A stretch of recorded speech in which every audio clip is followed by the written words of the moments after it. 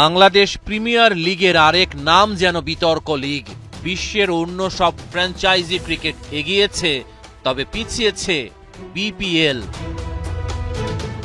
আহম মুস্তফা কামাল থেকে নাজমুল হাসান পাপন হয়ে ফারুক আহমেদ। চেয়ার পাল্টায়, তবে পাল্টায় না বিপিএল এর চিত্র। তৎকালীন সভাপতি আহম মুস্তফা কামালের আমলে শুরু হয়েছিল দেশের ক্রিকেটের সবচেয়ে জমকালো আসরের পথ চলা।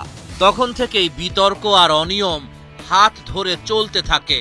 নাজমুল হাসান পাপন দীর্ঘদিন ছিলেন বিসিবি সভাপতির দায়িত্বে। তার আমলে বিপিএল ক্রিকেটের অনিয়ম আরো ডালপালা মেলে। নতুন বাংলাদেশে নতুন কিছুর আশা, তারুণ্যের উৎসবে দেশকে মাতাতে বর্তমান সরকার অনেক ভরসা নিয়ে বিসিবি সভাপতি ফারুক আহমেদকে দিয়েছিল দায়িত্ব। তবে ফারুকও বিপিএল আয়োজনে জগা খিচুড়ি পাকালেন। কখনো টিকিট কেলেঙ্কারি, কখনো বা দর্শকদের সাথে নিরাপত্তা কর্মকর্তাদের মারামারি। মুগ্ধ জোন করা হয়নি উদ্বোধনী অনুষ্ঠানে, নানা বিপত্তি। এই আসরেই আবার অনেক দল বিসিবি নির্ধারিত মানি গ্যারান্টিও দিতে পারেনি।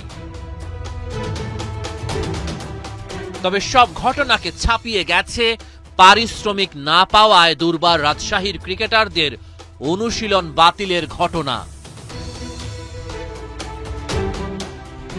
বিপিএল এর শুরু থেকেই পারিশ্রমিক ইস্যু রাজশাহীর ক্রিকেটারদের। 1 টাকাও না নিয়ে খেলতে নেমেছেন খেলোয়াড়েরা। মালিক পক্ষ থেকে জানানো হয় দ্রুতই টাকা শোধ করে দেবেন।